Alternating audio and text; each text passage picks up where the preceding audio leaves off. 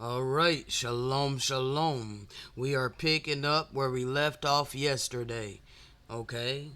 Um, let's just go ahead and jump in because we got a long ways to go in this audio. All right? Go ahead and switch you over here to Chrome.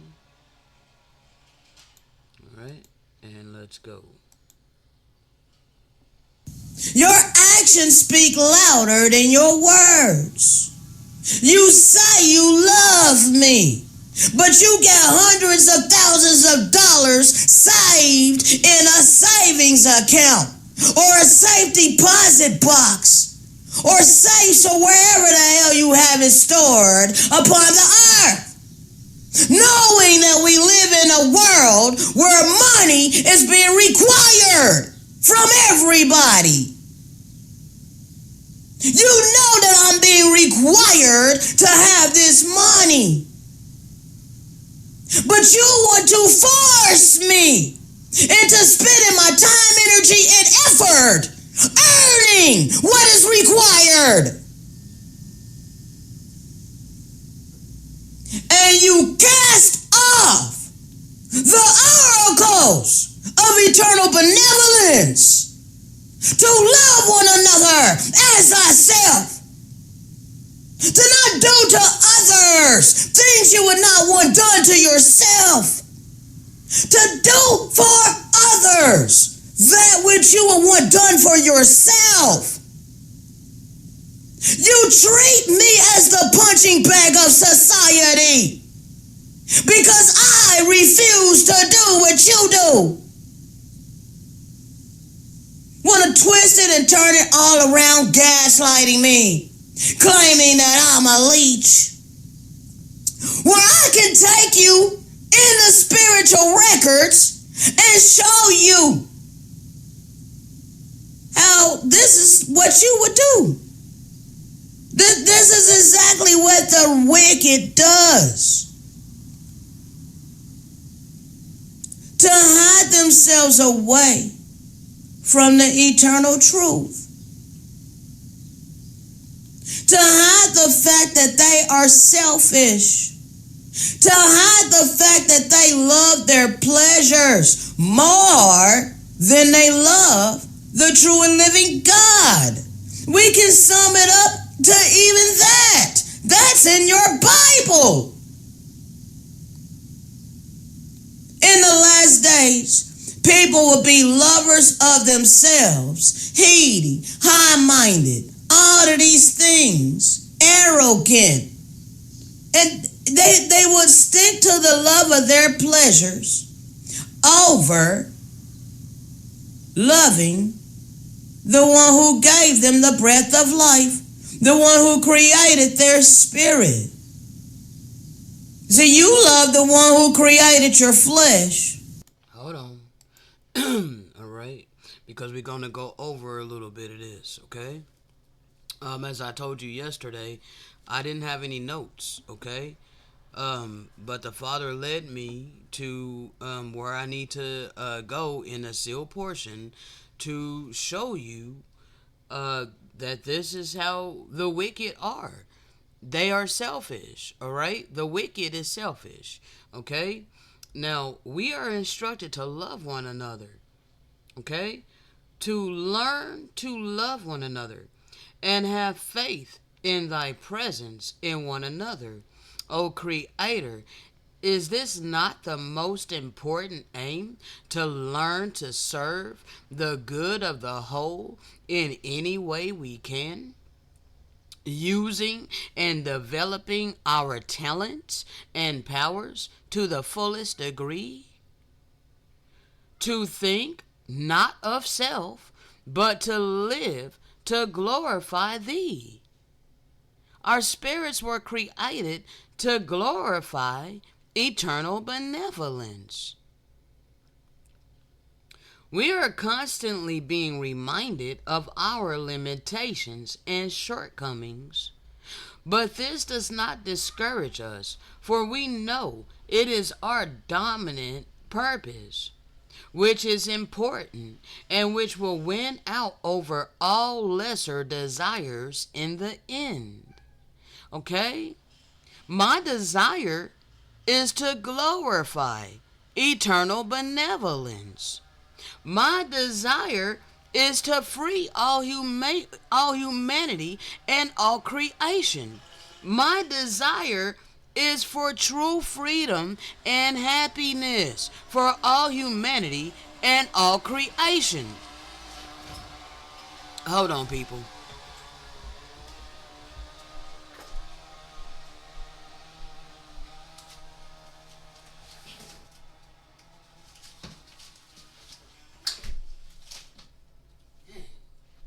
Loud, bro. Now, I just had to close my window because they doing lawn out there. All right. So yes, my desire is not for the carnal pleasures of this world, people. Okay. My desire is completely different than the desire of most people upon the face of this earth. I am not complacent with this world that I was born in. Okay? So, my desire will win in the end over these lesser desires that's been imposed upon all humanity and all creation. Okay? We know we can do nothing alone. And I've been left out here alone, alright, to long suffer, while I bring you his oracles by the way of the Spirit, alright? My life, my physical life has been great misery and long suffering. And especially since I've been walking in my spiritual mission, okay? But this is because I have been left alone with no support, no compassion, no kindness, no mercy, no empathy, certainly no love or generosity from those who I have been feeding freely. But once the righteous Ams begin to take their place, operating in their purpose, because eternal benevolence allow them to become prosperous for the purposes of being generous, not for the purposes of selfishness. Okay? But I am aware that I can do nothing alone, and I'm not depending upon mortal men. I'm depending upon the true and living God of eternal benevolence. And I know what time we're living in. Alright? I know that we can do nothing alone, and that there is little, if any, virtue in the lesser self. There's no virtue in those who are operating in their carnal flesh. And all they care about is this temporary carnal flesh and this satanic ass system that we were born in. All those who love this world and all the pleasures within it. There is little, if any, virtue in them. Thou art the all-doer through thy organization of angels on the unseen side. Thou art the being of beings, the one all-person. Praise to thee, thou breather and sustainer of our persons. That's the sustainer of our life, not money, not materialistic things. The ever-present source of all happiness and good. That's benevolence. We give up our self-seeking and consecrate ourselves to being thy servants, doing so without self-pride, without holding ourselves superior to our fellows, practicing the utmost humility towards thee, and loving kindness towards all souls everywhere. This is how I live my life. Actions speak louder than words. Okay? Actions speak louder than words. People can say all day whatever they want to say, but actions will always speak louder than their words. It emphasizes that a person's deeds are a more reliable indicator of their intentions and character than their spoken words. It suggests that what someone does reveals their true feelings and beliefs more accurately than what they say. That's not a suggestion. That is the truth. Okay? What someone does reveals their true feeling. Bro, my computer is tripping. It's really annoying. Like, oh my god. Like, I'm trying to do this work, bro, and it's on a computer that does not want me to do what. Hold on, people. I don't understand what the hell's happening here. My whole computer is like literally frozen. So annoying. What someone does reveals their true feelings and beliefs more accurately than what they say. I can't even click on my task manager to find out what the heck is going on. Um, if you want to know someone's mind, listen to their words. If you want to know their heart, which watch their actions. If you want to know their heart, watch their actions. Alright, finally let me click on my task manager. Bruh. Let me see. Make sure this is still streaming. Okay.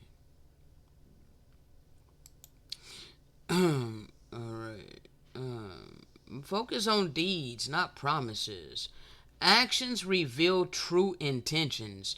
People's actions can often be more revealing of their true intentions, their true thought processes, and their values, more so than their spoken words, as actions are a tangible manifestation of who they truly are. Okay?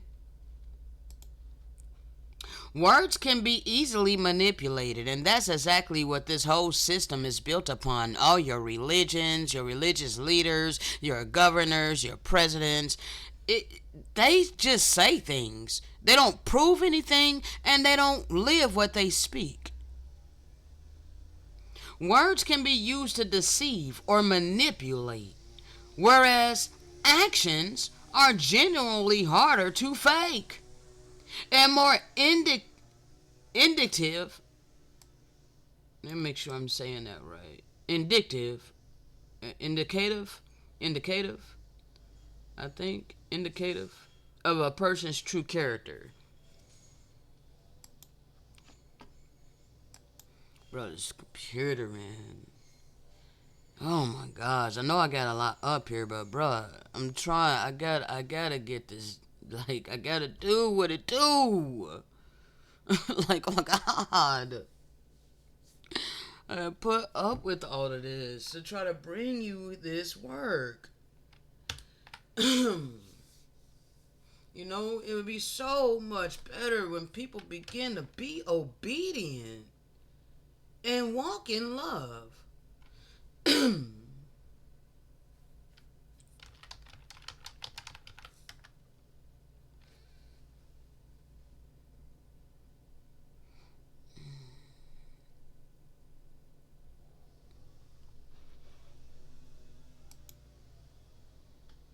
Indicative. Indicative. Okay. Indicative. Alright. Serving as a sign or an indication of something. Okay? Serving as a sign or an indication of something.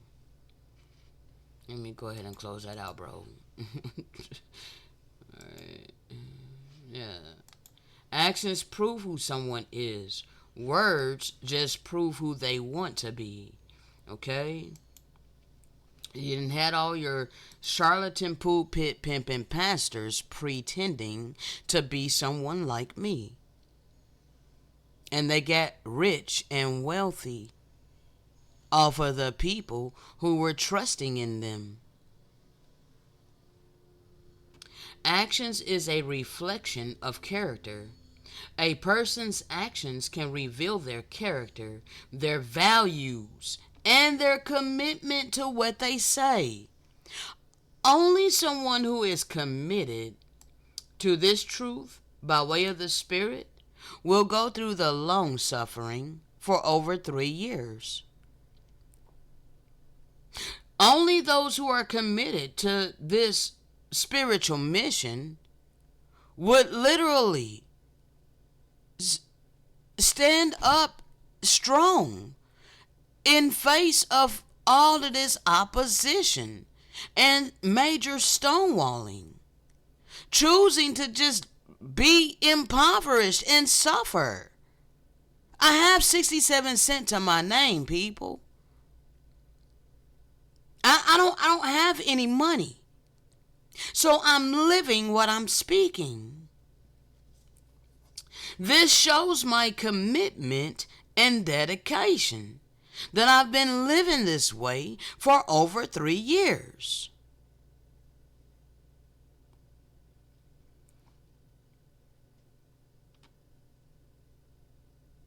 Don't let someone's words blind you from their behavior.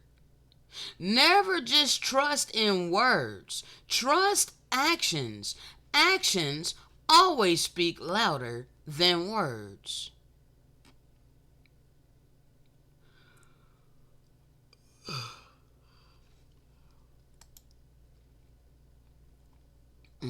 Come on, computer. 1 John 3:17. If someone has material possessions and sees a brother in need, but refuses to assist, help out of their abundance, how can the love of the true and living God dwell within a person like that? Answer: it doesn't. Because there's no room in their heart for eternal benevolence, for it's filled up with selfishness. This is good news, people. If you're doing well for yourself, if you are prosperous, if you have a comfortable physical life, you don't want or need for anything, you would do well to be generous unto those of us who are impoverished. The eternal moral principle from the infinite benevolent energy, the energy source of divine love and benevolence, all things good, require of us to love one another as we do ourselves.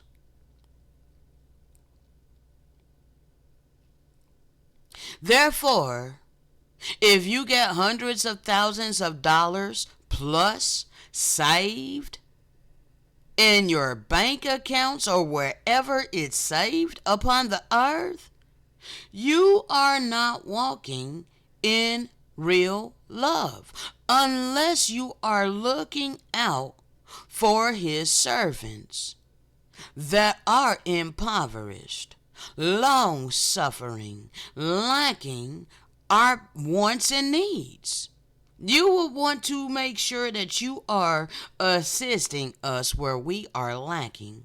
Only then will you be doing right by eternal benevolence. That is when you will be taking your place as a righteous am. If you have been blessed with abundance, you are instructed to assist his servants. Love takes action, not just lip service. Matter of fact,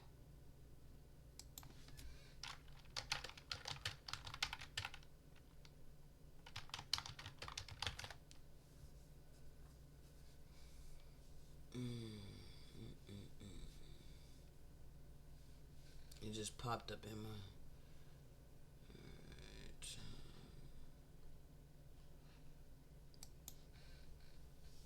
Popped up in my spirit. So I flow by way of the spirit. Oh man. Oh my goodness. Come on, computer.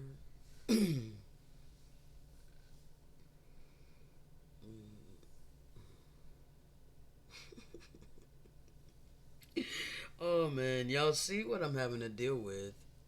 Faith and works. Suppose a brother or sister, whatever, your neighbor is without necessities. Okay? Suppose your neighbor is without necessities. If one tells him, "Go in peace, stay warm and well fed," but does not provide for his physical needs, what good is that? You sitting on abundance, but you just want to give some lip service.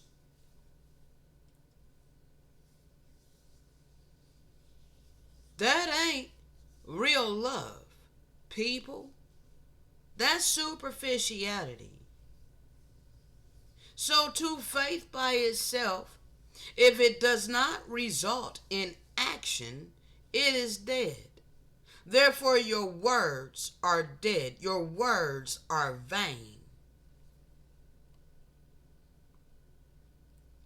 That's why the Messiah is going to separate the sheep apart from the goats. The sheep, he is going to say, "Enter, for I was hungered, and you gave me something to eat. I was thirsty, and you gave me something to drink. I was a stranger, and you took me in. I was naked, and you clothed me. I was sick, and you looked after me. I was in prison, and you visited me." See? All of this is pertaining to the different circumstances that we're experiencing in our mortality. Those who are in poverty. Only the sheep that are prosperous will be making sure that we have what we need. And they will enter into the righteous kingdom along with us.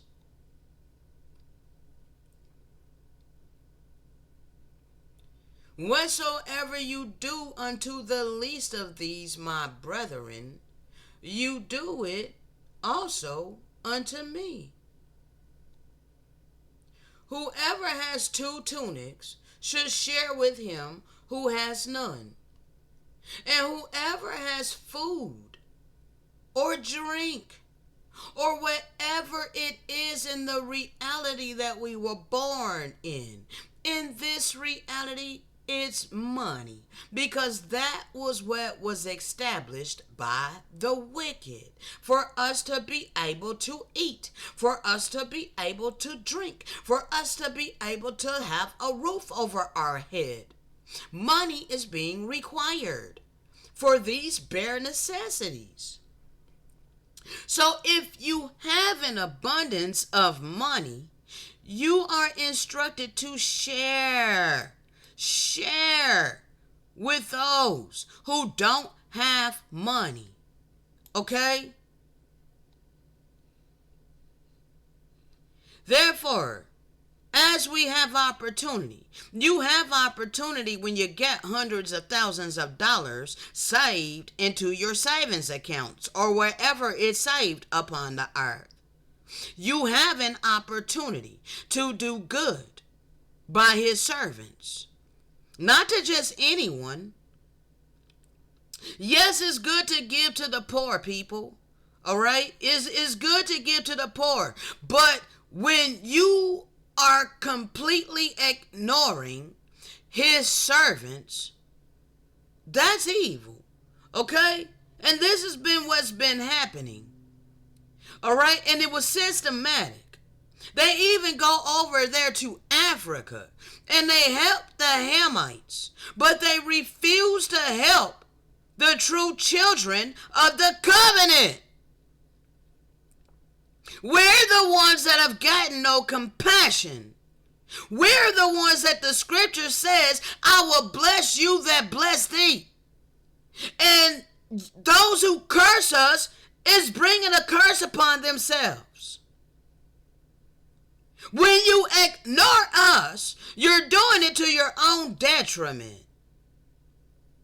So yes, it's good to help the poor, but not when it's to the point where you're only helping the poor of all of these other nations, but you refuse to help the children of the covenant.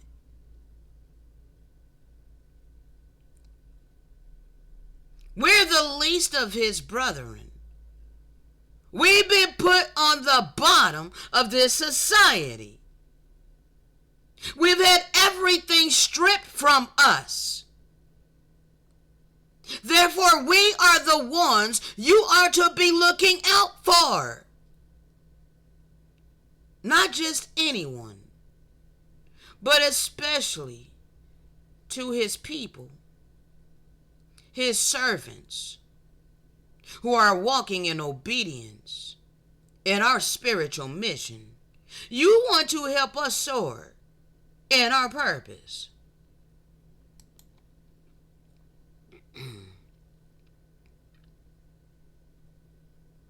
Do not withhold good from the deserving when it is within your power to act. Those of you who are prosperous, you have the power to help relieve my suffering. Do not tell your neighbor, come back tomorrow and I will provide, when you already have the means.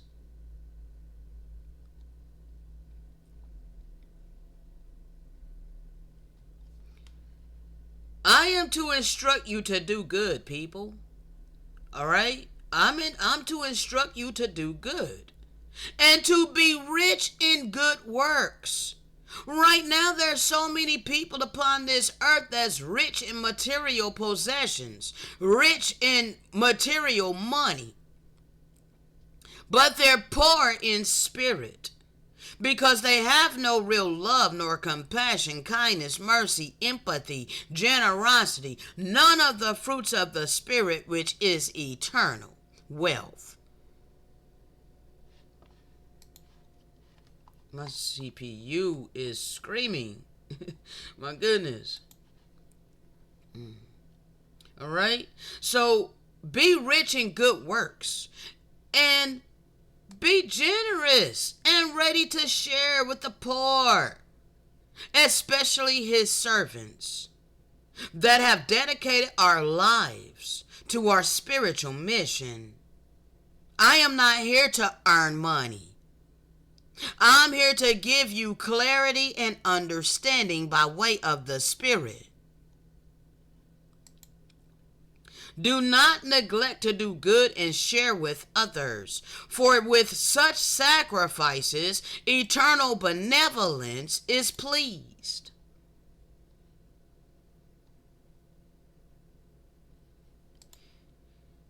If there is a poor man among you in the land that eternal benevolence allotted you to come upon, you are not to harden your heart, nor shut your hand from your poor brother. Instead, you are to open your hand to us and freely give unto us whatever we need, And it only says loan here because it's a loan to our God. Because our God will repay you generously. It's not for us to repay you. For we were not born with money, nor are we here to earn and or obtain money by our own efforts. Okay? No, sir, no, ma'am. We were here to obtain the spiritual wealth. This has been casted off as ignorance and irrelevant my whole entire life. Like there's no place for the savant. There's no place for the oracle. There's no place for the wise one. There's no place for us. His peculiar people who he seated here to give spiritual clarity and understanding. Okay? So, but eternal benevolence does not force nor impose everyone to seek after spiritual wealth and obtain it. Okay? This is not forced. Okay? He allows you the desires of your heart. And because most people's desire of their heart is to fulfill the lust of their flesh, they have no problem earning money. But they want to twist and turn it all around on me and be like, well, the beast system is requiring us to earn money and you're okay with that. What? I did not tell you to be complacent with that. I'm not forcing you to be complacent with this satanic ass system. You're choosing to be complacent with this satanic ass system earning your money. Most people have no problem receiving the reward of money. That's enough for them. Okay? But you cannot impose that upon me because it's not enough for me. Alright? Spending my time, energy, and effort for the reward of money is a life of misery for me because I am a free spirit seated here to seek and obtain the spiritual clarity and understanding. And I am to be freely giving it unto all of humanity, all who can receive it. That's my purpose. That's what I'm here to do. Okay? Why do you keep trying to stonewall me or strong arm me? Well, you're stonewalling me by trying to stonewall me, strong arm me. This is how you're strong arming me, by shutting up your bowels of compassion to me. You know that money is being required of me. So you all banded together to shut up your bowels of compassion. That's the stonewalling. That's the stonewalling. Because now, with no support, no help, no compassion, kindness, mercy, nor empathy shown unto me in order to help me, I'm just forced to suffer without money. But yet money is still being required of me. So this is your way of strong arming me. You think that you're strong arming me, that you're going to force me into trusting in a God of money. But that is not my God. And all of this is only revealing your heart condition, your mentality. You are to open your hand to us and freely give unto us whatever we need. And our God will repay you generously.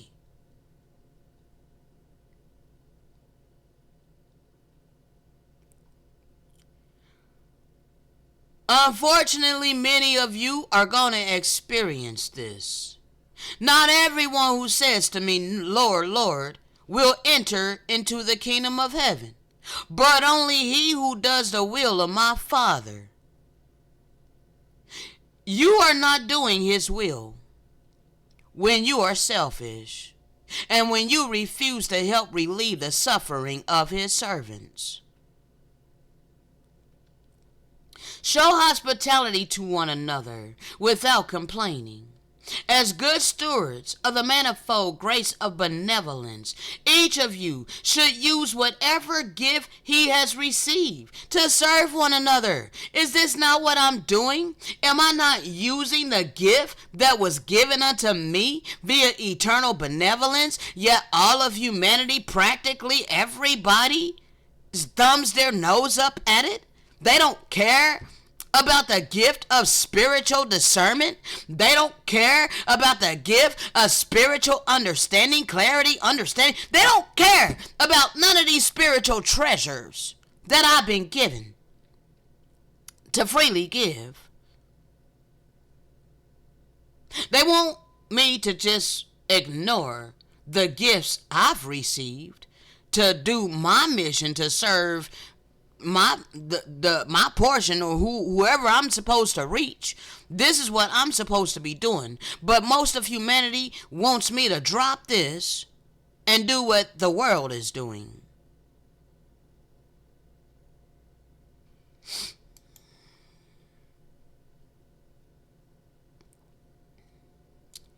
You want to give water to the weary to drink. You don't want to withhold bread from the hungry. You want to give water to the weary to drink and bread to the hungry to eat. You don't want to withhold these things, okay? Now, because of the society that we were born in, you can just replace this water and food or whatever with money, because that is what we're having to use in order to get water. We have to buy water. Water costs money in this capitalistic society. Food costs money in this capitalistic society.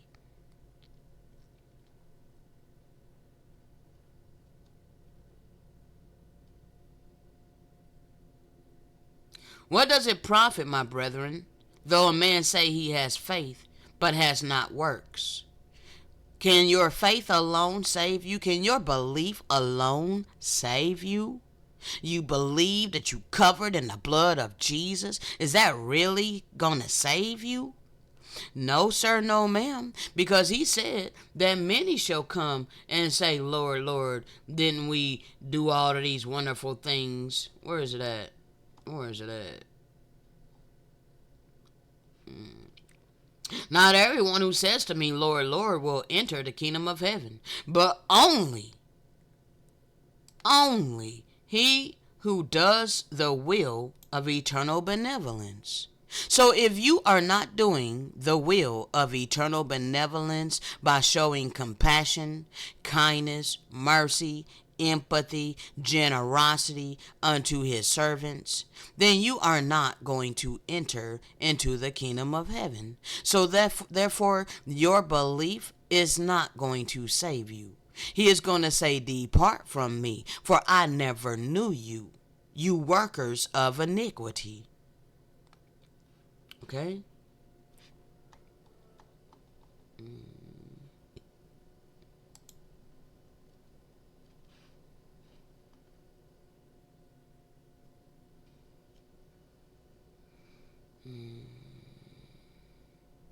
If someone says you have faith and I have deeds, show me your faith without deeds.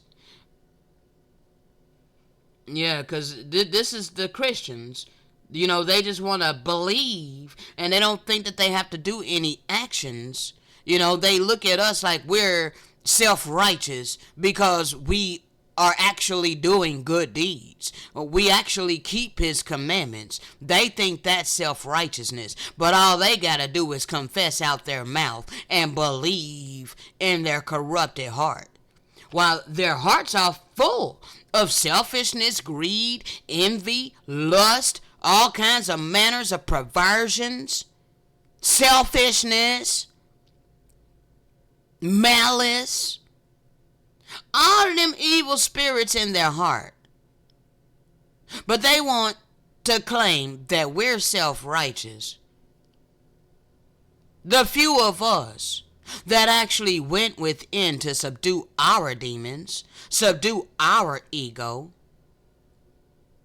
and repent from our transgressions, and choose to do the opposite of our transgressions, therefore walking in righteousness. See?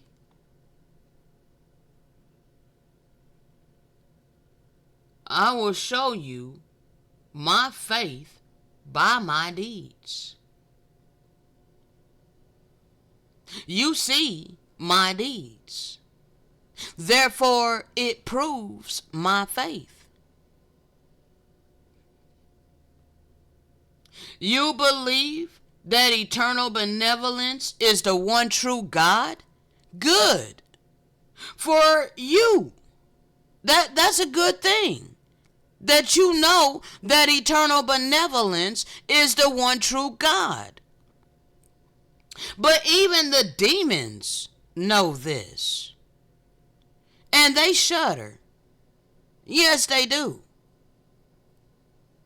Because they realize and know that they have disconnected themselves from eternal benevolence. And eternal benevolence allotted it.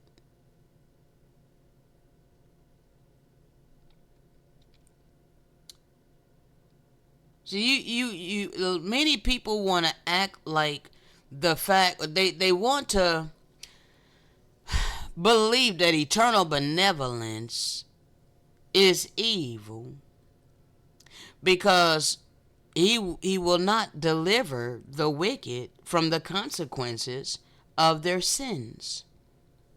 But we were given a choice to freely choose. And that which we choose,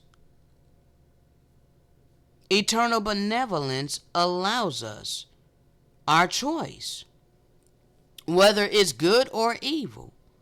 Okay? So when you choose to do evil, how is eternal benevolence evil? Because he don't deliver you from your evil consequences that you have to endure. The consequences of your evil deeds. You chose it.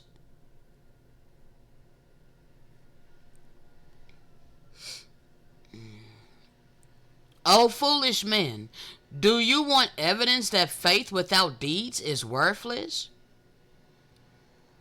Was not, okay, I'm not even going to read this, bro, because they be mixing evil, because Abraham did not offer up his son Isaac on no altar, bro. Alright? But he did obey eternal benevolence to leave his father's house. T-Man, alright? T-Man, who was a worshiper of idols and committed sacrifices and all of these things. Okay? Abraham showed faith in eternal benevolence to leave all that he knew and follow after eternal benevolence. Okay? That took faith. Alright? My computer, bro. Wow. Alright, so that took faith. Okay? And I don't agree with this either, alright? They want to use Rahab, the prostitute, and all of that, you know. But, bruh, there's other righteous Gentiles that show real faith, like Cornelius, alright? Who the angel told to go see one Simon Peter, alright? There's other ones who, was obedient in giving. Hold on, let me see if I can find that right quick, because I don't remember her name, but I think it was Peter again that was she brought this to. Let's see, help.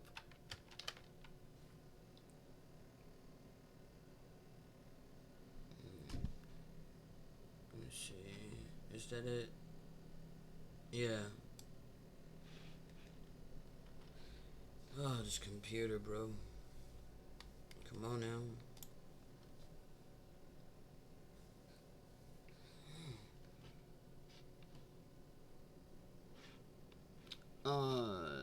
Oh no, that's not the one I'm looking for. I'm looking for a different one. Hold on. Alright, hit this one right here. Alright, yeah, this one right here.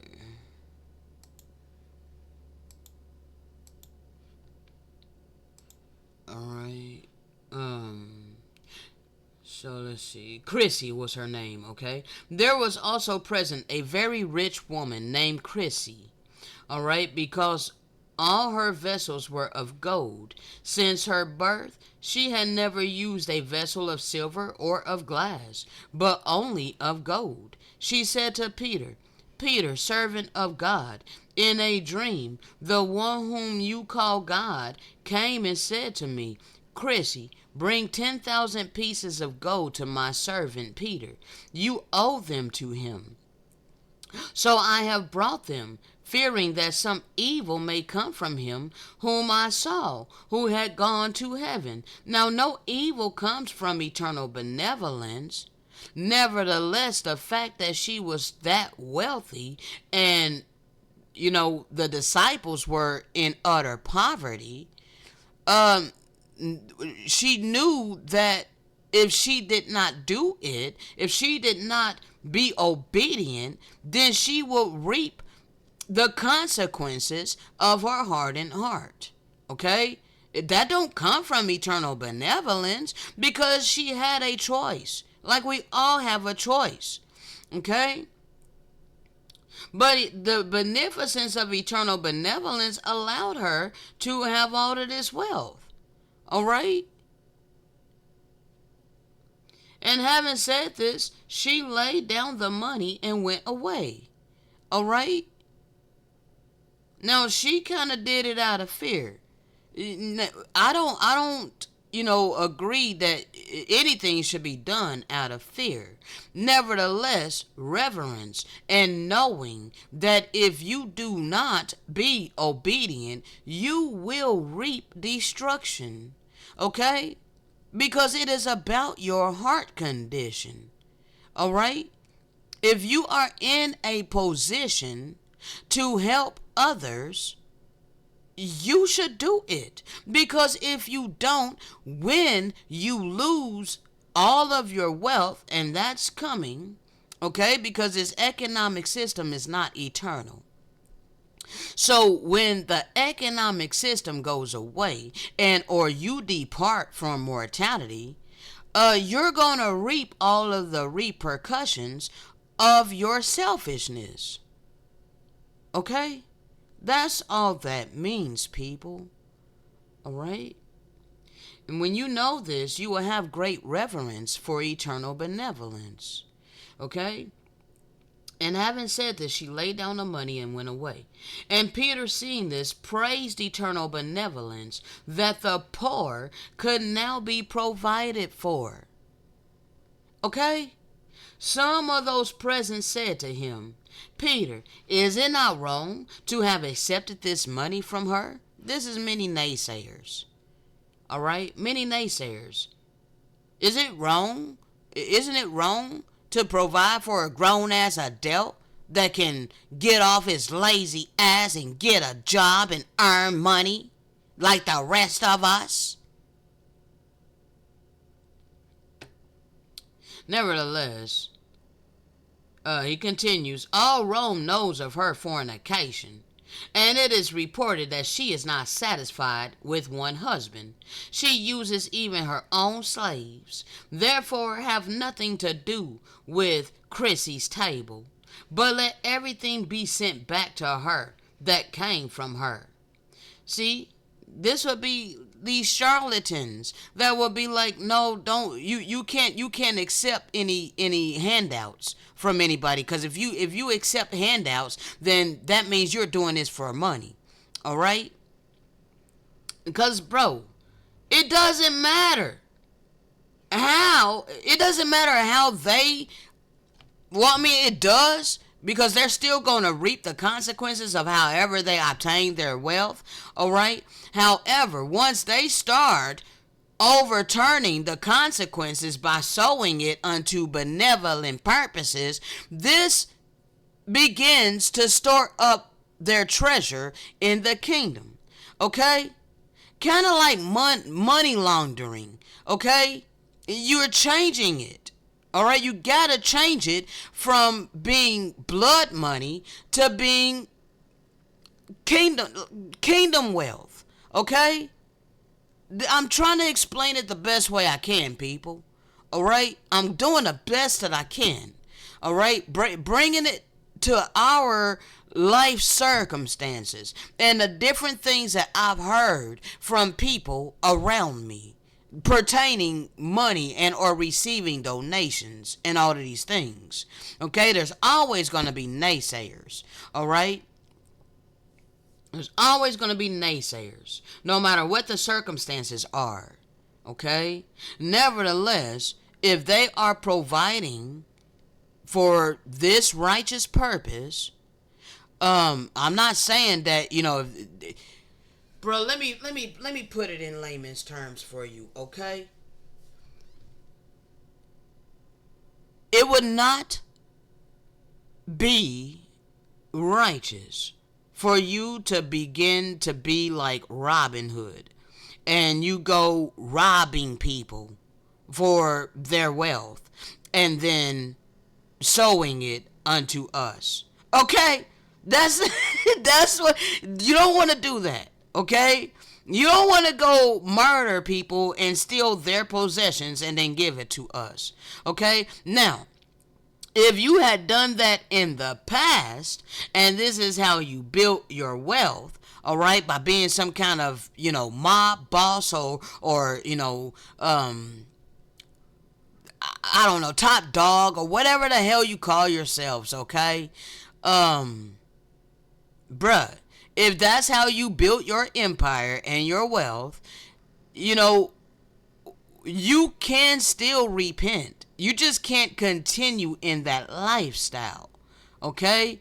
Because if you're wanting to make it into the kingdom and that's your purpose for changing your heart condition to showing mercy and compassion to his servants, okay, then you're not going to continue in that lifestyle. Okay, you're going to turn from that lifestyle and begin to sow generously unto his servants, and you'll be eating the spiritual wealth that we're instructed to feed you. Okay? And there's buffets on my channel. All right? You can eat for a long time on my channel. All right? So that's what I was trying to convey. All right? Though this right here, all Rome knows of her fornication, and it's reported that she is not satisfied with one husband. All right? She's going to have to stop all that. All right? If she's righteous. All right? And clearly, I think she was seeking eternal benevolence, because that's the only reason that eternal benevolence would tell her to sow unto his servant, Peter. Okay? So she was seeking the oracles of the true and living God. All right? And this is just the slander of the naysayers. All right? They just slandering her. All right? Trying to shut up the kingdom to someone who they think can't enter. All right? It ain't up to them. It's up to eternal benevolence. All right? It's about the heart condition and the mentality. Okay? Which will testify by your actions. Your actions testify of what's truly within your heart and your mentality. Okay? When Peter heard this, he laughed and said to the brethren, "As to her conduct, I know nothing of it. Since I have received this money, I received it not without reason. She brought it to me as a debtor to Christ, and gives it to the servants of Christ, for he himself has provided for them." Okay? And the rest of this is kind of just cut off, all right? I've received a lot of scorn in my life, people, all right? From charlatans, all right? Those that want me to do what they do, okay? Now, This has been imposed upon us, people. All right. So I'm being required to have this money. All right. But I'm not required to earn it. Okay. If I don't earn it, then I suffer the consequences of long suffering, being impoverished, lacking my bare necessities. Okay. This is how they forced us to work for them when they came over here and invaded our land. Ignore the whitewashing, okay? They did this to the covenant people of this land. We're the copper colored people. Let's get a more. Alright? They were copper colored. And they sat back, alright, and forced us to work for them, get gold for them. And the way that they did it was by putting their dogs upon us. Okay? Check out the book Dogs of a Conquest. Okay? Check out the book American Holocaust. Alright? This is how the Europeans forced us to work for them upon our own ancestral land back then. And now, all humanity and all creation has banded together to say root hog or die poor. Alright?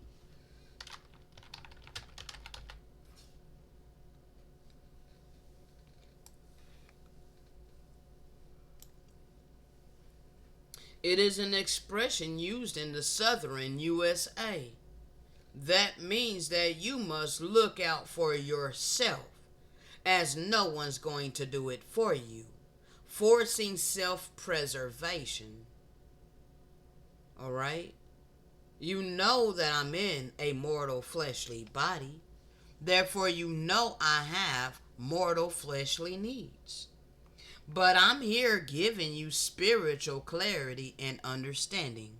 And you thumb your nose up at that like you don't need that. All you need and care about is your money to sustain your physical body. And you want to impose that upon me. That's evil. Okay?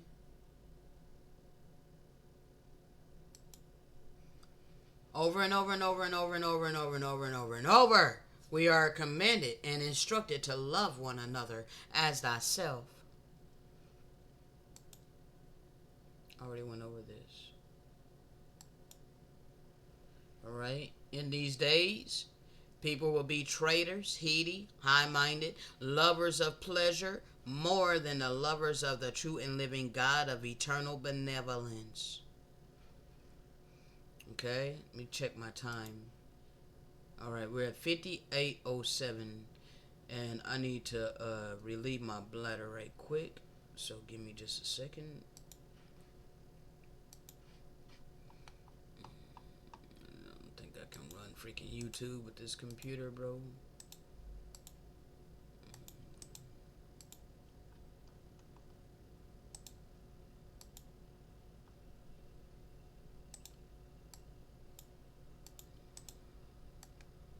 Come on. 1 second, people.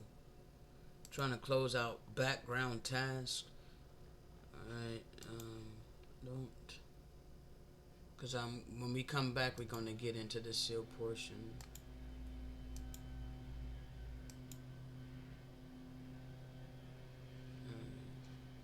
Let me see.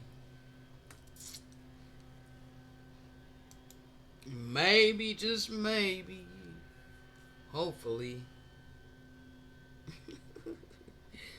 Because I don't want to leave you guys in silence.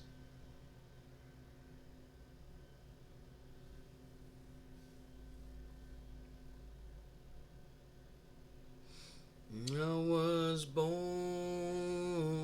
a free spirit. I was born to be completely different. Why the heck is it got me not signed in, bro? That is crazy.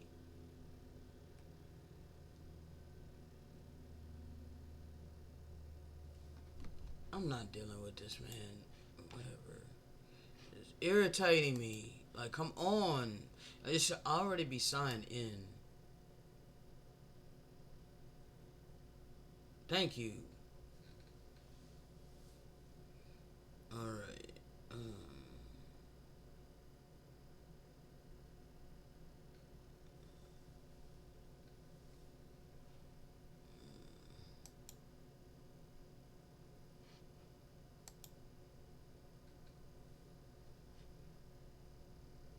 I'm looking for my melodies.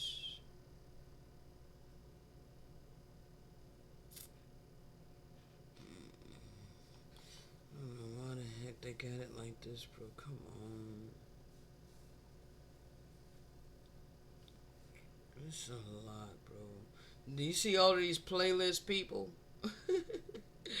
All of these playlists.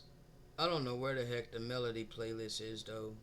They like I don't like the way that they did this, man. Goodness sakes.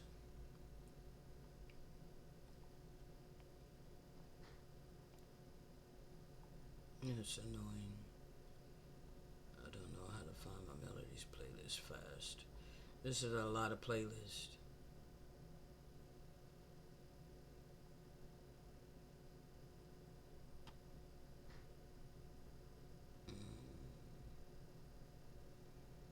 Bro, what?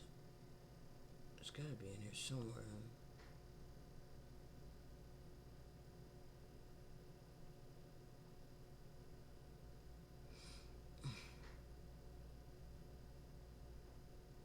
This is insane.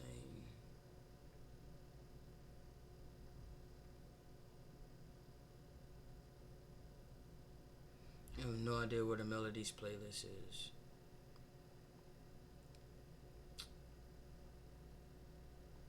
What in the heck, bro? What in the hell? I don't know why they gotta do this. Original melodies, there we go. God.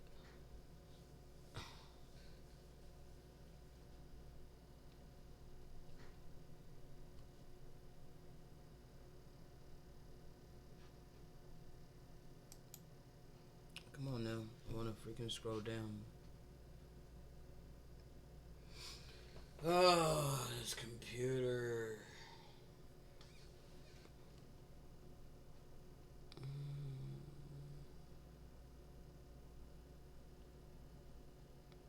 I have a whole bunch of these.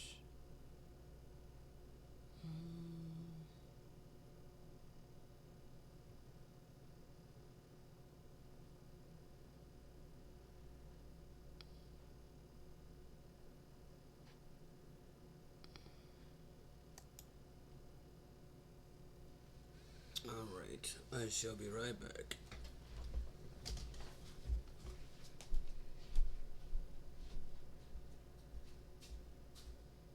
Woe be unto those that are living lavish. Woe be unto those that are living lavish. Woe be unto those that are living lavish. Woe be unto those that are living lavish. Woe be unto those that are living lavish. There's great poverty upon this earth, many people suffering. Bruh, those that are living lavish, woe be unto you. I ain't jealous, I ain't envious. I love what I have been given. I have been given something that's way more valuable than earthly riches and material things. Now I can care less about material gain. All that is about to pass away. Woe be unto those that are living lavish. Woe be unto those that are living lavish. Woe be unto those that are living lavish. Woe be unto those that are living lavish.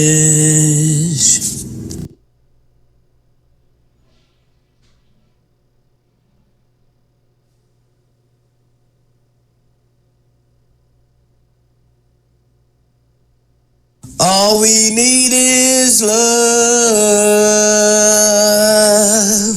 All we need is love. All we need is love. All we need is love. All we need is love. All we need is love. All we need is love. All we need is love. All we need is love. All we need is love. All we need is love, people. All right. Now, this is from the sealed portion, chapter 16. Let me get a drink of water. All right. We're going to start in verse 33. Because remember, I said that I can show you in the scriptures that it's the wicked that operate in selfishness, okay? This mentality of selfishness, all right? But Abel grew and became righteous and did those things which were expected of him by his father Adam, and also the things that were instructed of Yahusha, loving kindness. All right, Tiggy, chill.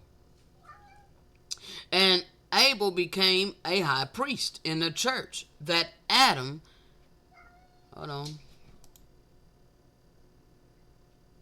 Oh man, what the heck happened? Adam established among them. Let me make this a little bit bigger. Tiggy, chill. And Abel began to preach repentance to his brothers and sisters. And it came to pass that Abel went unto the house of his eldest brother Benelli to inquire of him as to why he had corrupted the teachings of their father, and why he did not worship the true and living God of eternal benevolence, as he had been instructed by their father Adam. And Abel said unto him, How is it that thou, being our eldest brother, persuadeth us to disobey father? Knowest thou not that our father has taught the truth unto us concerning the beginning of our existence in this world, and that he and our mother Eve were commanded by Yahusha loving kindness to teach us the laws that are necessary for our happiness? And Benelli answered him, saying, I have said nothing about our father, for he is a man of many dreams and visions, and his imagination does cause him to believe things that do not exist. This is the mentality of most people. Most people want to look at me like, you're in ignorance. Eternal benevolence doesn't exist. There's no God that's all good. There's no God that will sustain our lives, and we don't have to work and till for it and all of these things. So yes, we may have to till the ground a little bit, plant the seed that was given to us by benevolence. All right, the earth was created to provide for the people. Okay? So they've completely casted this off. They've completely casted off the fact that the earth was created for us. Hold on.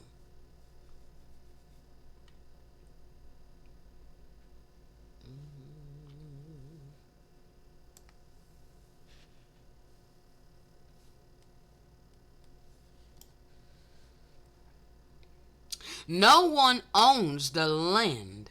No one owns the oceans. No one owns the sand. These are given by our Creator of benevolence. The earth provides for free. Only by the hands of the greedy does the earth require a fee. Okay? Only by the hands of the greedy does the earth require a fee. The Most High will always provide. Okay? It just looks different than what we had in mind because of the world and the false reality we were born in and presented. Okay?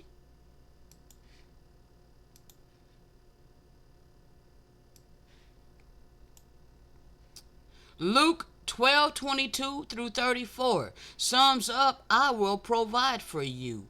Don't worry. Okay? Why are people worried? Why are they depending upon money and materialistic things? Because their hearts and their mentality has been beguiled by the adversary to trust in money and materialistic things and not in eternal benevolence. All right?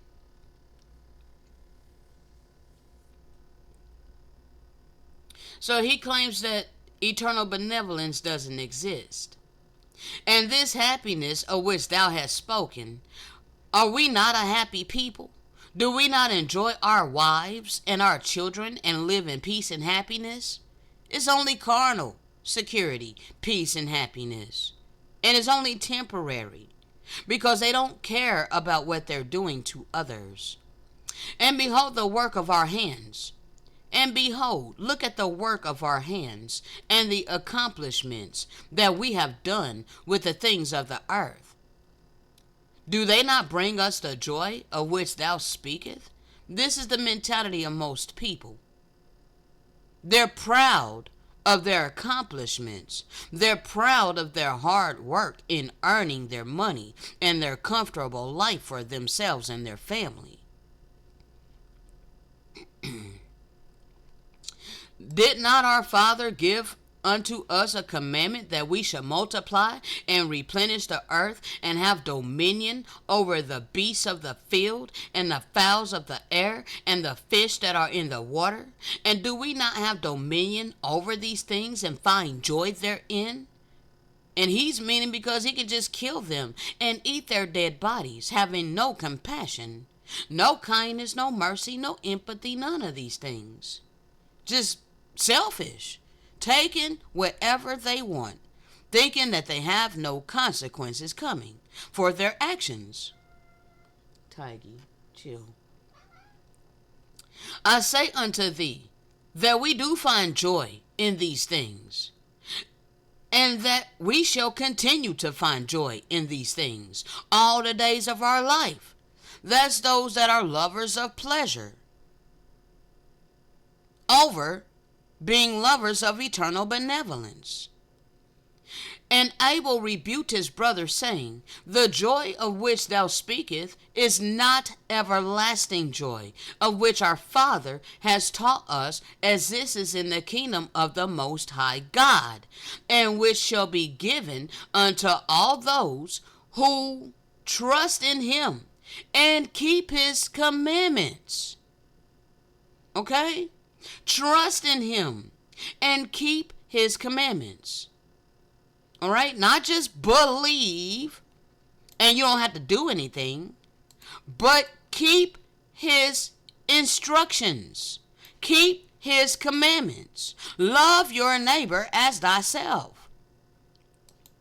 The joy of which thou speakest shall only last among thee and those who follow thee for a short time. And the causes of this joy shall require that you continually pursue that which has given you this joy for a short season only. This is why you're a hamster on a wheel.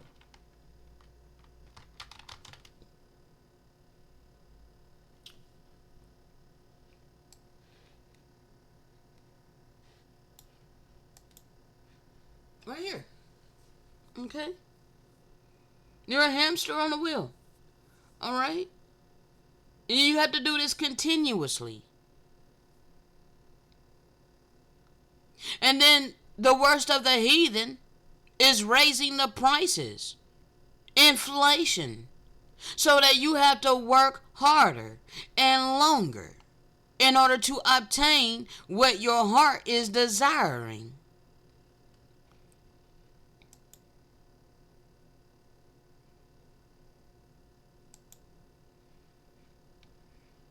All for the reward of money.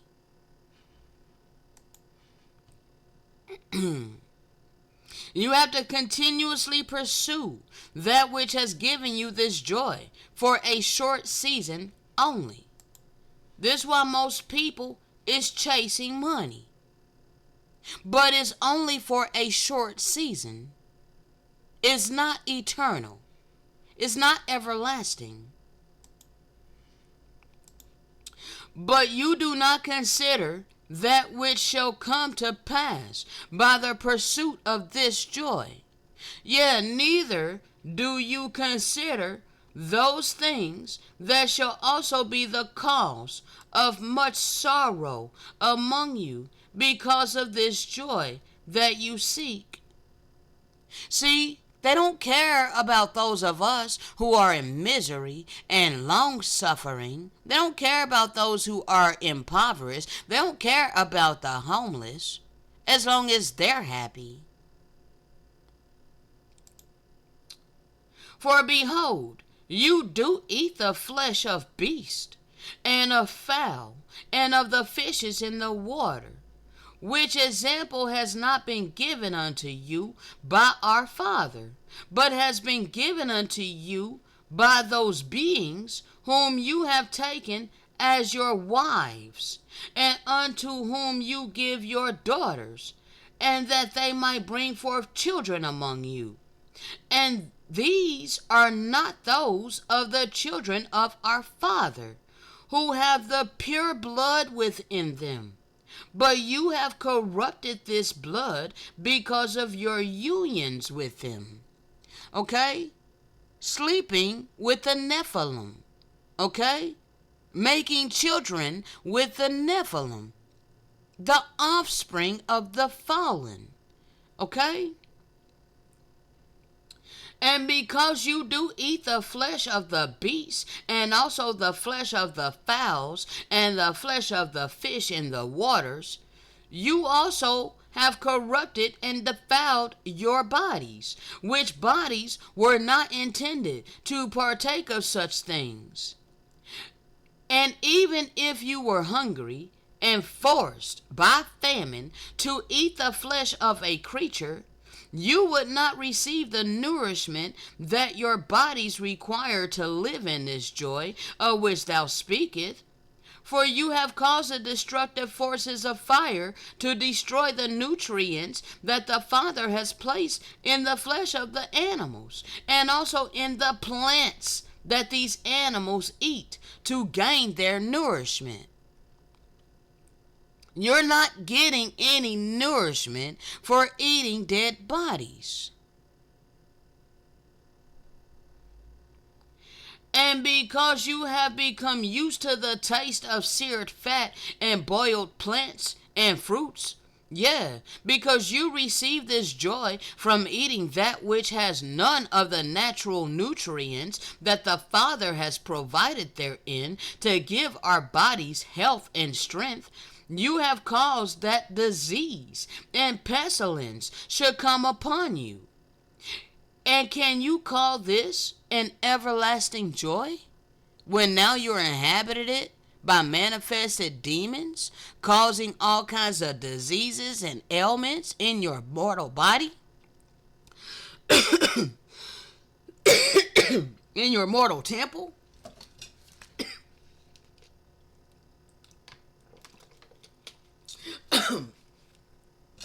And thou hast taught thy followers that it is not a sin to take from the earth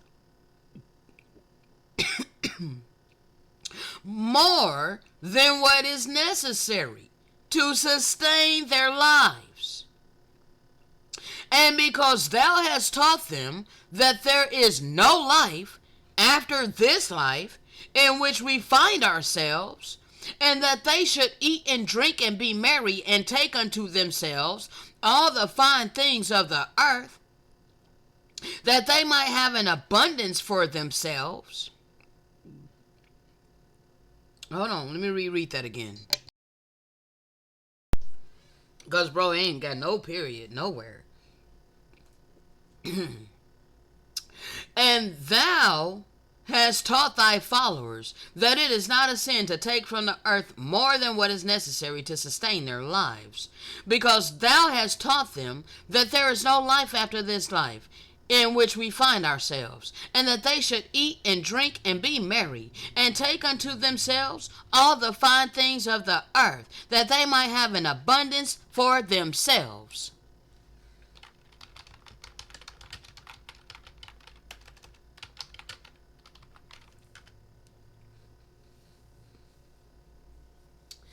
This is the mindset of the wicked. This is the mentality of the wicked.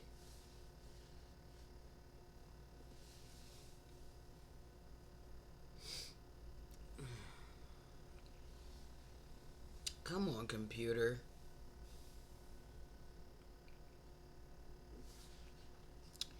Alright? For the wicked, the ungodly, says, reasoning with themselves, but not alright. Our life is short and tedious, and in the death of a man there is no remedy, neither was there any man known to have returned from the grave. For we are born at all adventure, and we shall be hereafter as though we had never been. See, this connects to here that he's teaching that there is no life after this life. Alright? Because thou hast taught them that there is no life after this life in which we find ourselves. Therefore, eat, drink, be merry, and be happy, and have all of this abundance to yourselves. Okay? Alright? So, this same thing. You know, our life is short and tedious, and in the death of a man, there's no remedy, neither was there any man known to have returned from the grave. Okay? They think this is all there is. They don't think that they come back here. But they are sadly mistaken. Okay? Your spirit is eternal. Alright? Only the flesh dies, but your spirit is still alive. Alright? For we are born at all adventure, and we shall be hereafter as though we had never been. For the breath in our nostrils as it is as smoke, and as a little spark in a moving of our heart, which being extinguished, our body shall be turned into ashes, and our spirit shall vanish as the soft air. That's what they want to believe. They want to believe that their spirit is not eternal. Alright? And our name shall be forgotten in time, and no man shall have our works in remembrance. And our life shall pass away as the trace of a cloud, and shall be dispersed as a mist that is driven away with the beams of the sun, and overcome with the heat thereof. For our time, the times of the Gentiles, the times of the worst of the heathen, okay? Our time is a very short shadow that passes away, and after our end there is no returning, for it is fast sealed, so that no man cometh again. They're talking about the end of their time, of their system, okay? Nevertheless, they're still going to be coming back. Yes, because they have to reap the consequences of their choices. All right? Come on, therefore, let us enjoy the good things that are present. Let us speedily use the creatures, like as in youth. Let us fill ourselves with costly wine and ornaments, and let no flower of the spring pass us by. Let us crown ourselves with rosebuds before they be withered, Let none of us go without his part in our voluptuous. Let me see what. How do you spell this, bro? I mean, how do you pronounce this, bro? Come on, I'm not trying to copy all of that. I just wanted that one word. They make it hard.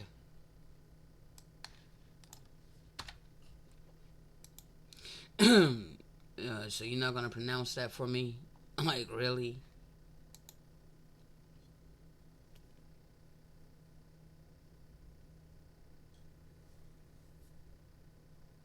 Come on now. Sensual pleasures and indulgence. There we go. What in the hell? Bro, what the hell?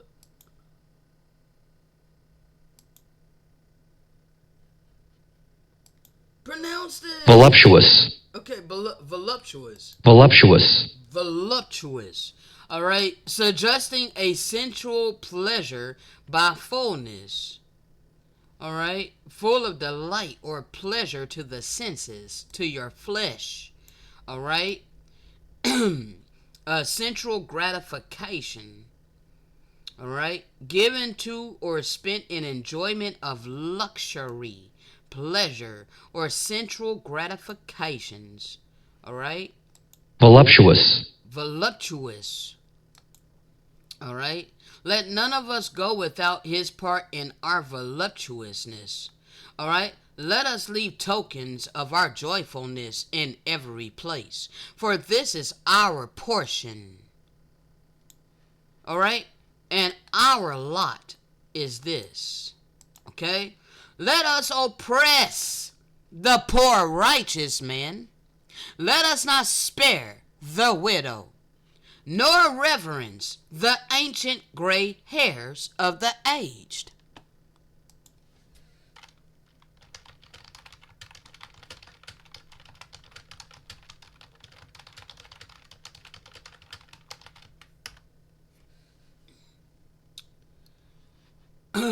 A ruthless nation with no respect for the young or aged. Come on, man. Y'all irritating me.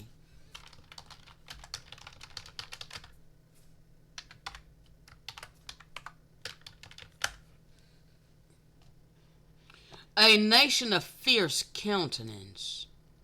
That is the Gentiles. Okay? I'm going to further prove this. Alright? Which shall not regard the person of old, nor show favor to the young. Alright?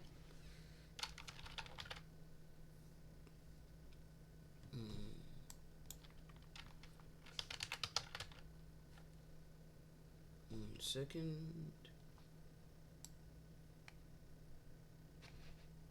I don't know if this is it or not.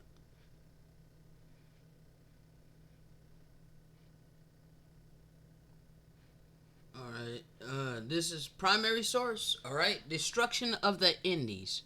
They snatched young babes from the mother's breast and dashed out the brains of those innocents against the rocks.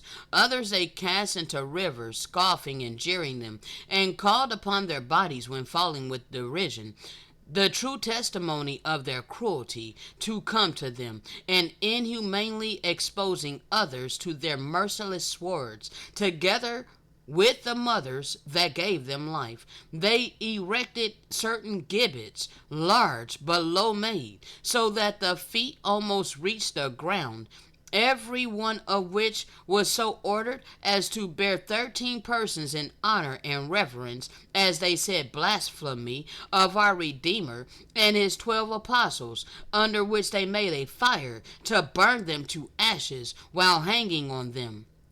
But those they intended to preserve alive, they dismissed their hands half cut, still hanging by the skin. The lords and persons of noble extract were usually exposed to this kind of death.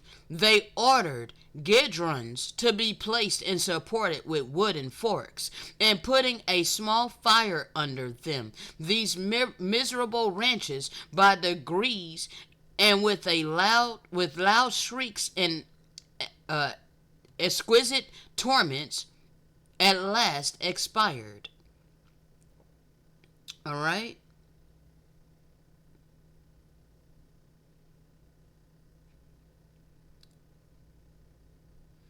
So they did all of this to us in these lands. They did all of this to the holy people in these lands. Okay?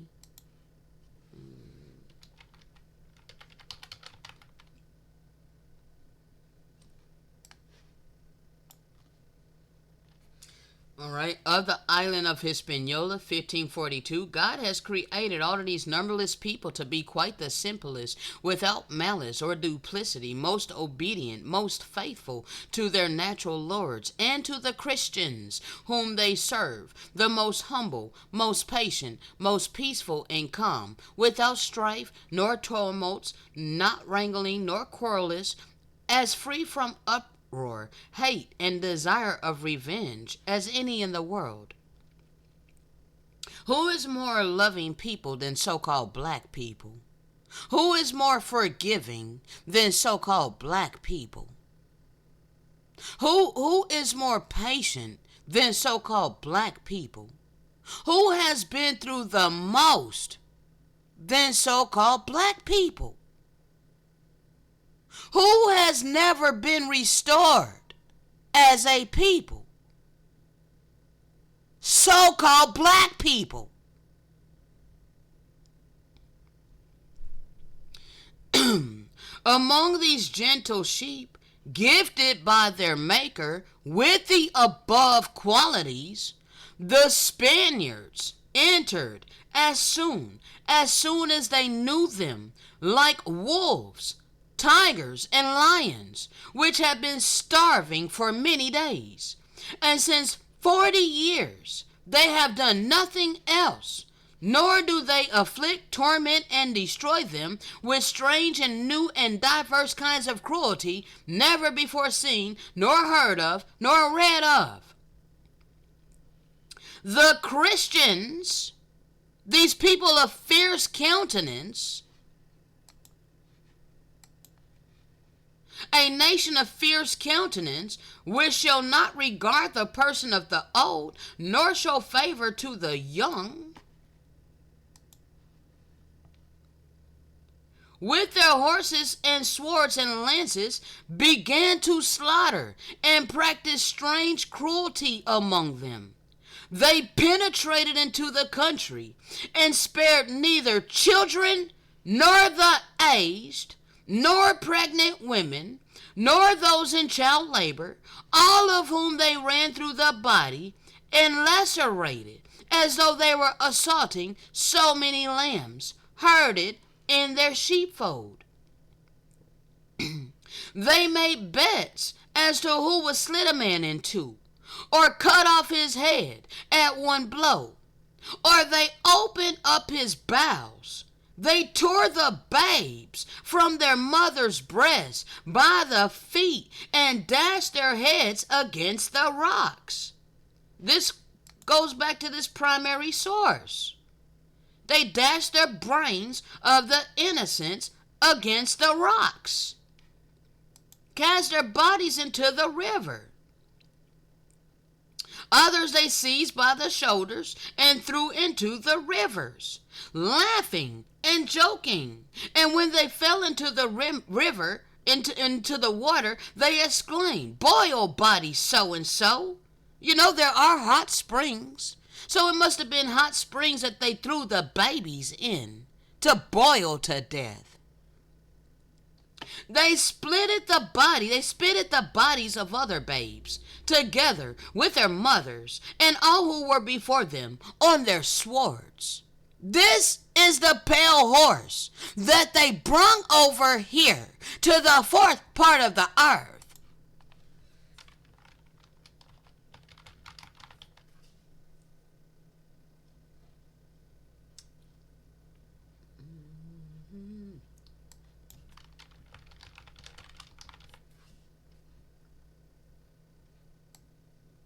In Revelation 6:8. And I looked, and behold, a pale horse, and his name that sat on him was Death, and hell followed with him. And power was given unto them over the fourth part of the earth, here in the Americas. All which I affirm, all there in other transactions and passages in America. All right? To kill with sword, and with hunger, and with death, and with the beasts of the earth. Hold on. I'll close that out. Hold on, let me go get that again. Forced us to work for them. So they put their beasts, their dogs upon us, forcing us to work for them. Okay?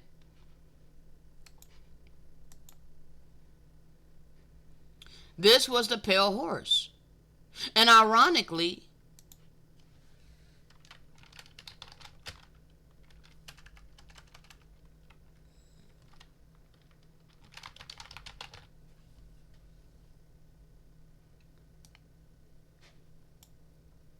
these people who set themselves up in authority are pale-skinned people.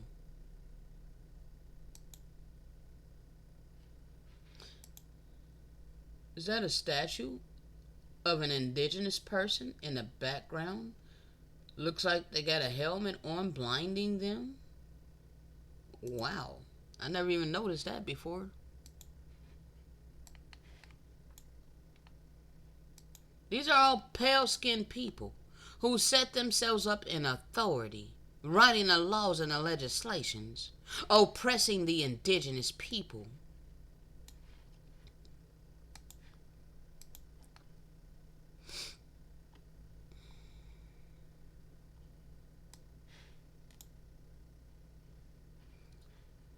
These are all pale-skinned people.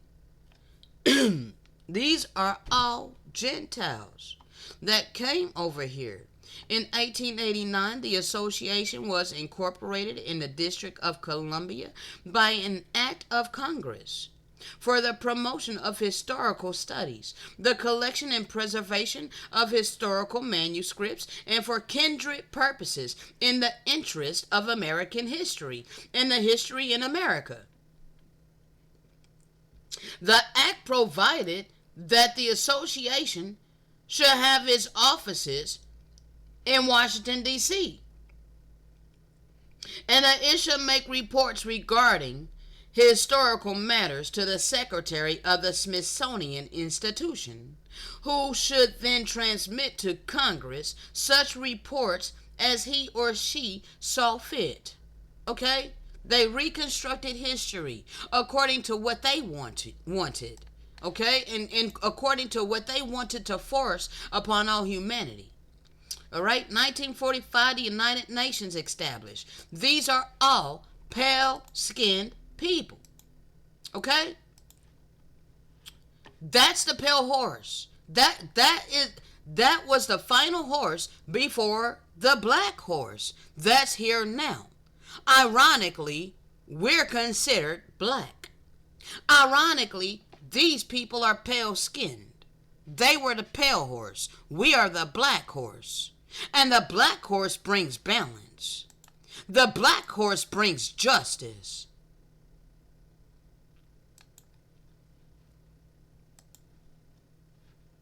Okay? So I prove to you that this is the Gentiles, a nation of fierce countenance, which shall not regard the person of old, nor show favor to the young. Okay? Let us oppress the poor righteous man. Let us not spare the widow, nor reverence the ancient gray hairs of the aged. Let our strength be the law of just us. For that which is feeble is found to be nothing worth. See, they do not respect our God of eternal benevolence. This is why they impose their will during a time that's allotted unto them. Because they know eternal benevolence is good and will give them their allotted time. And they're doing the most to try to freaking just live it up as much as possible during their time, not caring about who they hurt in the process. Therefore, let us lie in wait for the righteous, because he is not for our turn. I am not of this world, and he is clean contrary to our doings. He upbraideth us with our offending the law, and objected to our infamy, the transgressions of our education.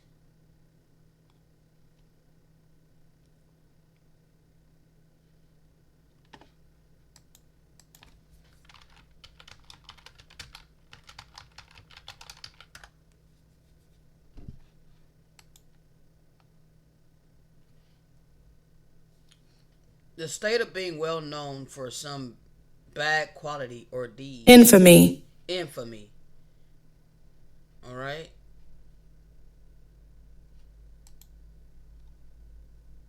Disgrace, shame, dishonor, iniquity, depravity, degeneracy, baseness, wickedness, evil, immorality, corruption, abuse, indignity, offense. All of these things that they are imposing upon our humanity through their educational institutions, indoctrination centers,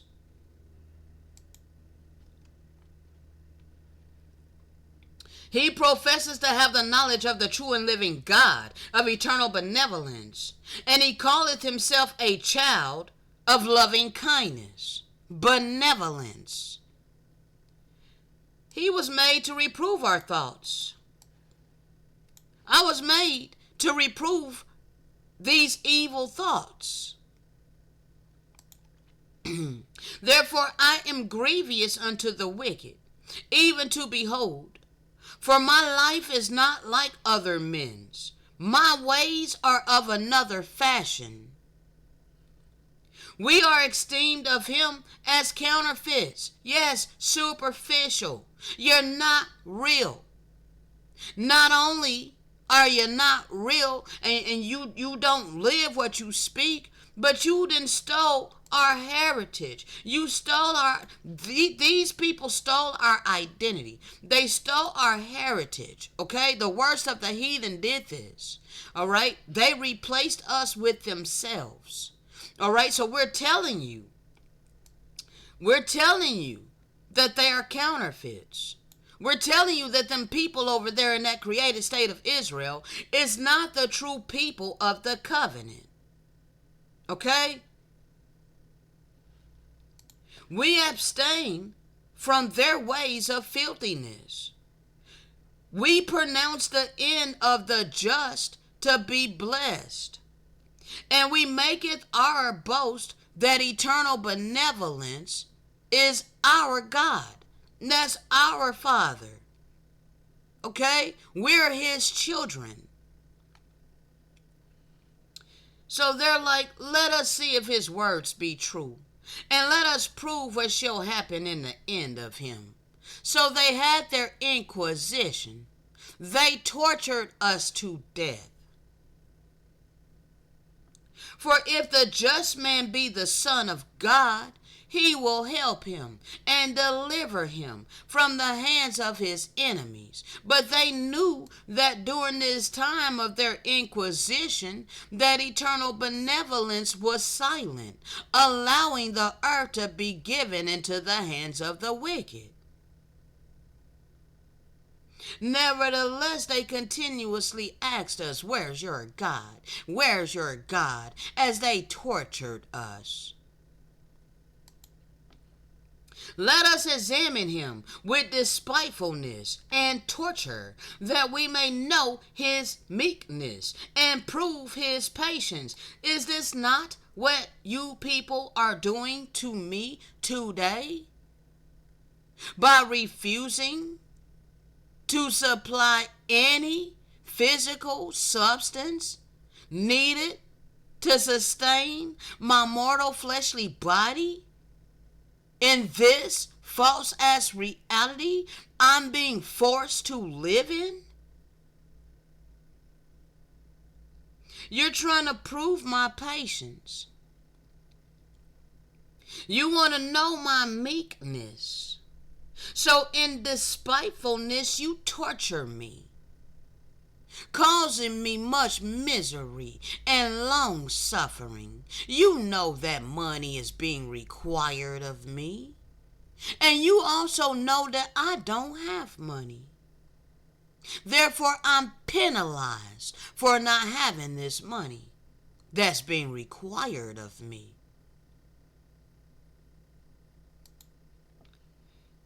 The wicked is like, let us condemn him with a shameful death.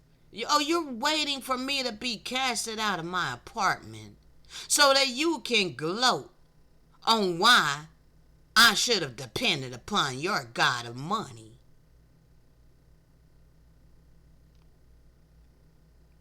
For by his own saying, he shall be respected. Yeah. We are the portion of eternal benevolence. So in the end, we are going to win. It's already been written. It's already been foretold. Such things the wicked did imagine and were deceived, for their own wickedness has blinded them. As for the mysteries, the oracles of the true and living God of eternal benevolence, they knew them not, neither hoped they for the wages of righteousness. They don't care about being spared from their destruction. Not these worst of the heathen. No, they're in the making to be evil angels. Okay? Yes. This is the lot that they have chosen. All right? But there's a whole bunch of people in the middle. There's a whole bunch of people in the middle that's following after these worst of the heathen that does all of this. Okay? And we're here trying to save you from the clutches of their hands. Okay?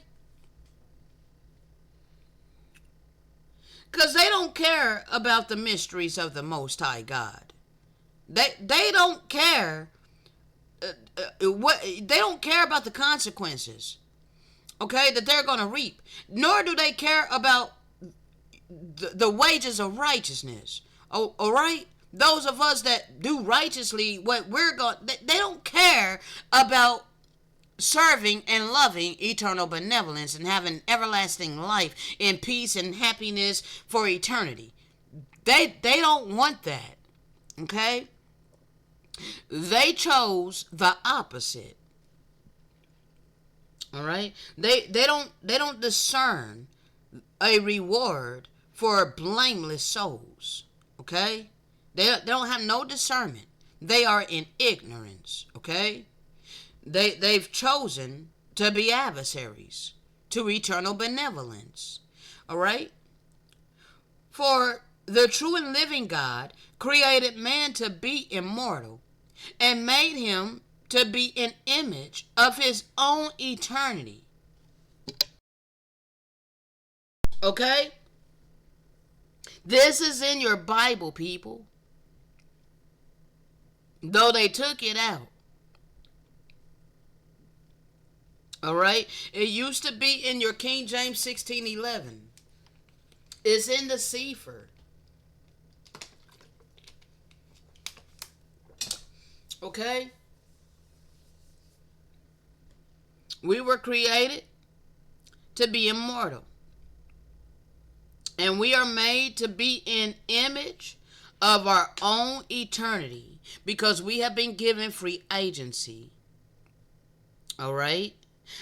Angels are created based upon how one lives their life in mortality.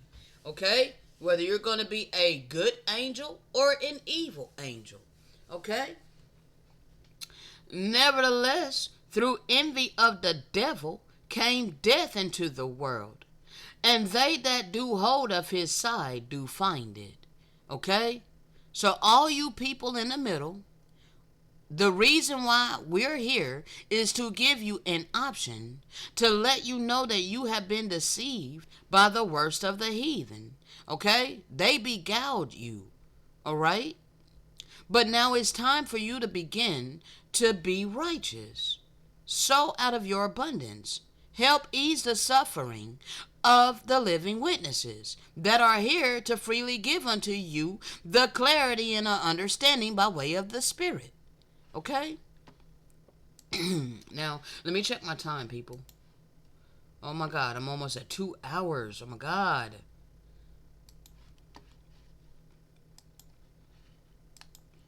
All right, but that I had to get all of that for you because it connects to this sealed portion here. All right, and with these teachings, thou hast caused them to become selfish and carnal, and share none of the joy of which thou hast spoken with their neighbors or with their friends, but they should hoard all that they can for the benefit of their own wives and their own children. Okay? Now, hold on, people.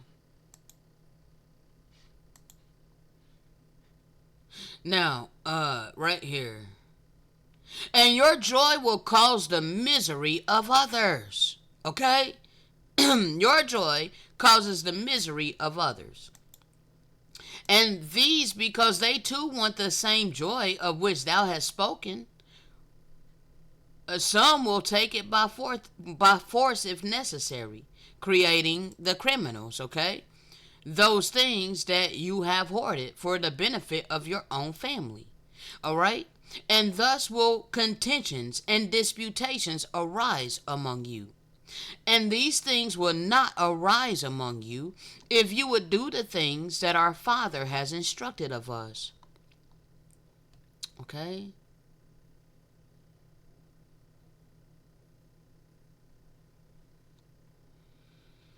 This goes into some really deep stuff. Okay, I think that's where I'm going to end it there. Okay? Now, when we come back, we're going to pick it up. All right? You know, this is what they dangling in front of you people. All right? They want you to carry. These people ain't working. Okay? They don't work for money. They raped, robbed, murdered, plundered, pillaged, and destroyed the indigenous people. And they're holding us as prisoners of war while they dangle this money for all of you to earn for a living. Okay? It's time to take a stance, people. It's time to take a stance. And the only way that you can fight this system is by taking of your abundance to help the children of light. Help his servants, okay? Because it's our God of eternal benevolence that's going to destroy this system. Our God don't destroy people, okay? But our God is going to destroy this wicked ass system, okay? Yes.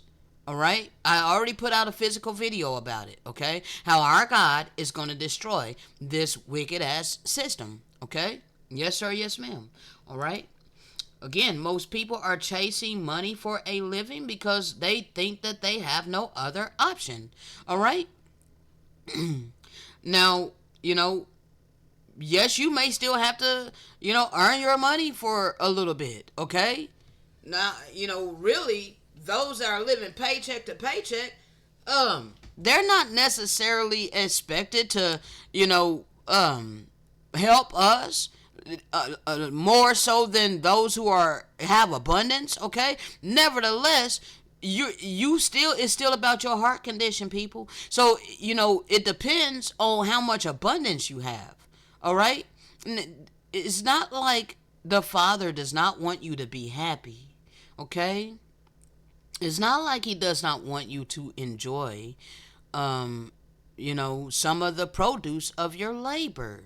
Okay, but when you enjoy all of the abundance of your labor to yourself, and you have no compassion upon his servant who has no income but is freely giving you his oracles, that is showing your heart condition, that you don't care nothing about his eternal law of divine love. Okay, so even though you're earning your money, make sure to look out for us who are on our spiritual mission. Okay? You shall know us by our fruit. Okay? See, I'm over here trying to help you, but you are scorning me because you have the wrong mentality and a corrupted heart condition. Okay? You're like, we have to work and slave for a living. You're doing that because that's what you chose. Okay? Not only that, yes, it was imposed upon us, but you chose to obey it. Okay? And I did too for a period of time until I was called out of it. Okay? And now that I've been called out of it, I'm trying to help you people be spared from the destruction that's coming upon the wicked who established this system.